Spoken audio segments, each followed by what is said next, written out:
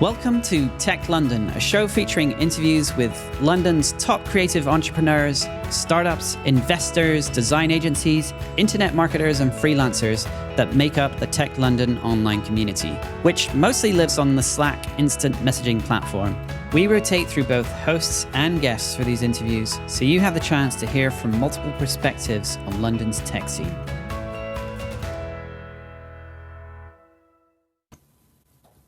So welcome back to the Tech London podcast. I'm here with Emma Rice, who's a marketer at Ascendant. Welcome to the show, Emma. Hi, thanks for having me.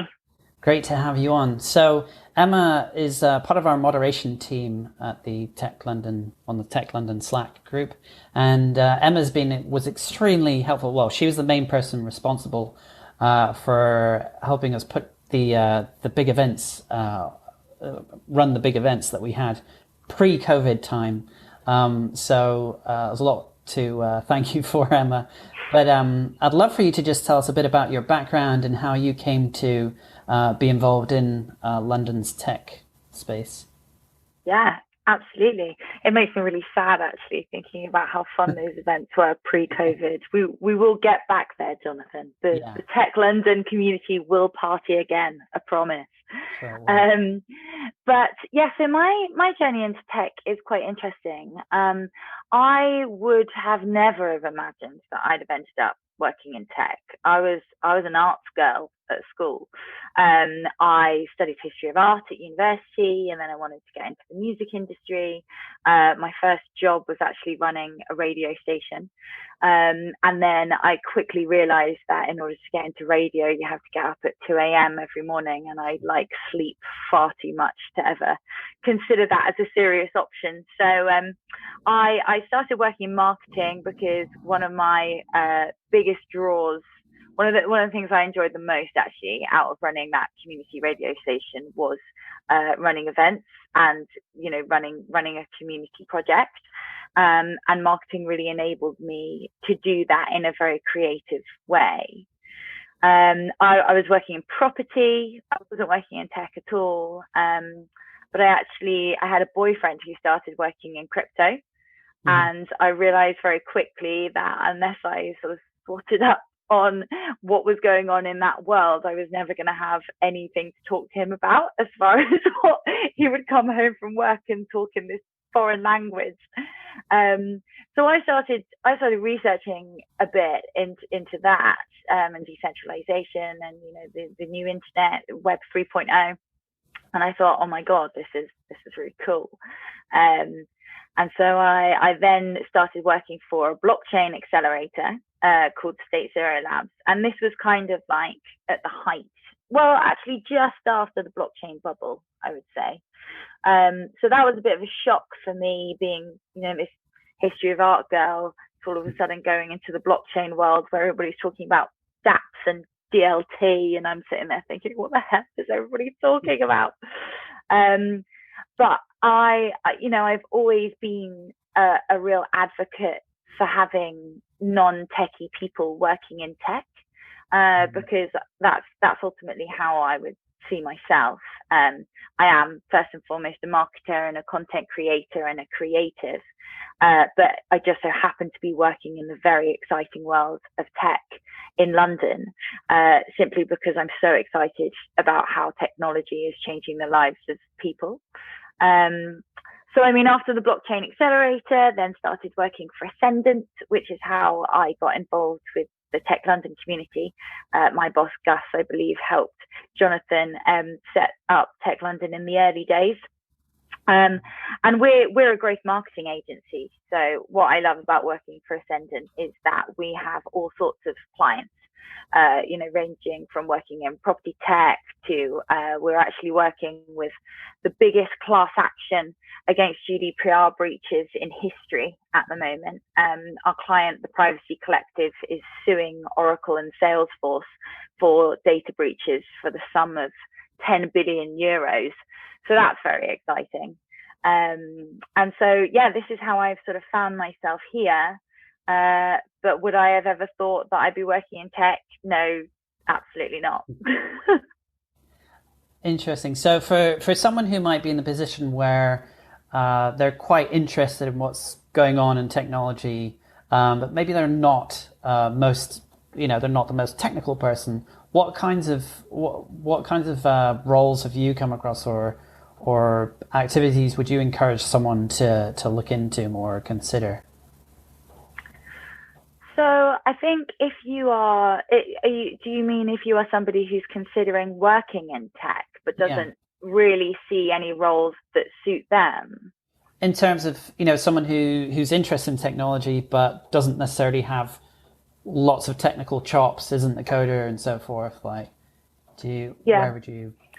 I think it's really interesting to always stick to what you're good at and what you feel confident in doing. And that may be HR. You might be incredibly good with people, or it may be that you are more of a creative, and so marketing might be something that you would consider. And I think what is so often forgotten is that actually what you do day to day doesn't have to be reflected in the sector that you're in. And so there are so many incredible, I mean, I'm working in the startup sphere in tech, so I'm thinking very much from that viewpoint. There are so many incredible startups coming out of the London ecosystem. But at the end of the day, a business is a business, and they're always going to have those different avenues as far as sort of career progression is concerned. So I would say, having a look on Escape the City is a really great platform. And also, have a look on Crunchbase and just see the most recent startups in the London tech scene that have just got funding, who may be looking to scale very quickly, because they will be the people who will be looking for jobs of, potentially young professionals who are in the lower part of the salary bracket, who are wanting to get into this new world. And I have to say, you will never, ever learn quicker than when you're working in a startup. It's terrifying because everything moves so quickly. And like I say, when I first started working in blockchain, I did a lot of smiling and nodding and pretending to understand what everyone was talking about until I eventually did. I still wonder if I ever fully understood what the blockchain developers were talking about. But you're never ever going to learn everything about a job before you start a job. And I wish that someone had told me that when I was contemplating what career I wanted to go into. I've always been very ambitious, but I'm also a massive control freak, and I like to plan everything. And so I always thought that you had to know X, Y, and Z and be incredibly overqualified for a job before you go for it. But actually, what I found in my experience is, if you're underqualified but incredibly passionate and you can show an aptitude for learning in that area, then you're going to be picked over any other candidate. Because at the end of the day, anyone can learn anything.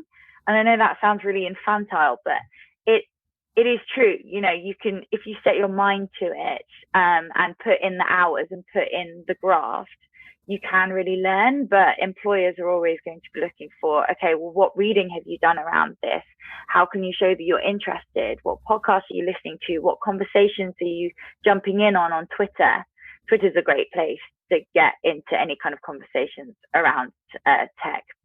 But so I think that's what I would say is, don't underestimate yourself just because you don't necessarily have the skills on paper. Like you say, there are so many ways of learning on the internet now that means that you don't have to have studied something at school.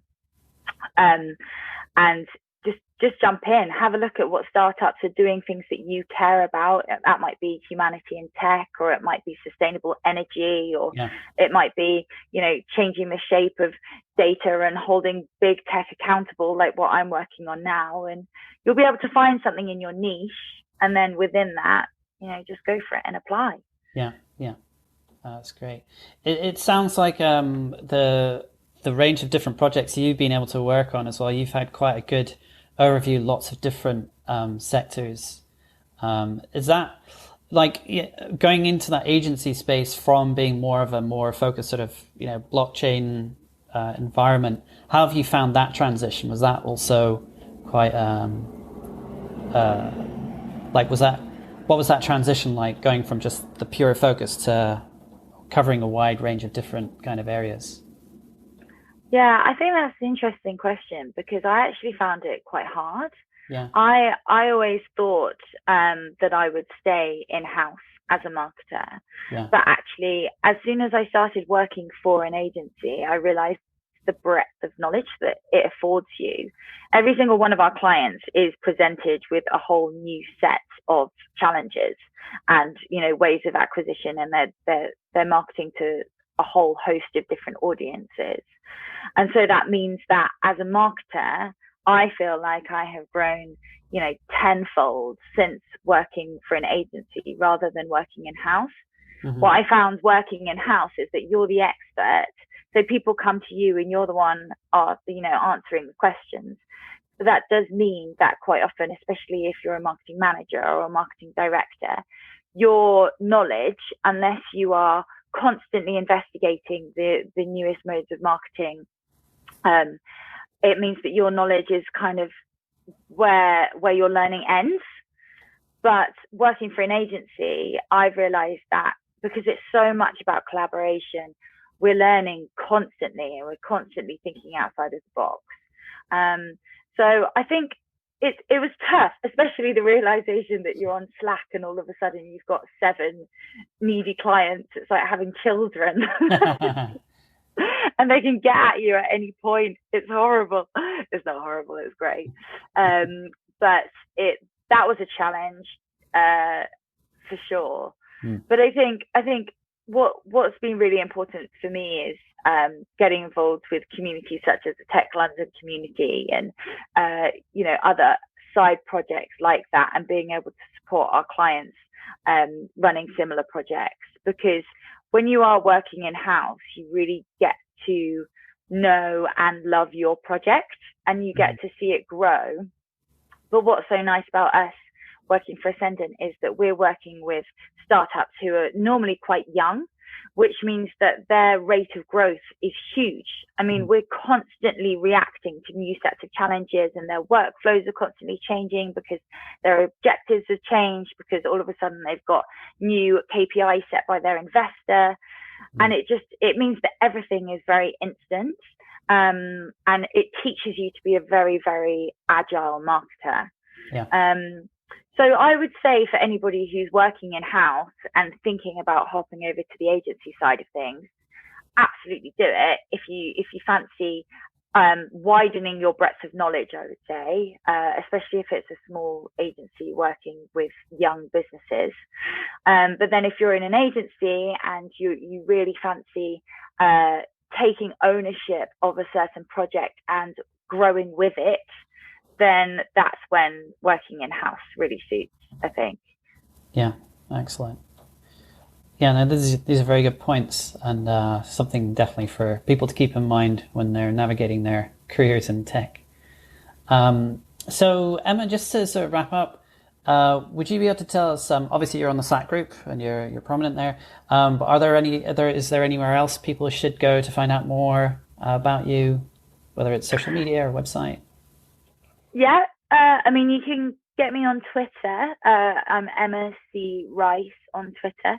I'm not actually probably as active as I should be, having spoken about how important it is to be active on Twitter. But also on LinkedIn, I'm just Emma Rice, and you can find me through Ascendant. But yeah, I'm one of the admins on Tech London, so people can always Slack me on there. And like I say, hopefully, in 2021, we'll be relaunching the Tech London offline community, because, when we're talking about bringing humans back into tech, it is so important to remind ourselves that we aren't just, we're not just avatars and people behind the Zoom screen, right. But we do collaborate and innovate the best when we meet each other in person, ideally over a gin and tonic. So let's aim for that in 2021. But until then, just reach out to me on Slack or Twitter or LinkedIn is where you can get me. Great. Thanks so much, Emma. No worries. Thanks, Jonathan. You've been listening to the Tech London show. If you're interested in joining the community or even making an appearance on this show, make sure you join our Slack group over at techlondon.io. Till next time.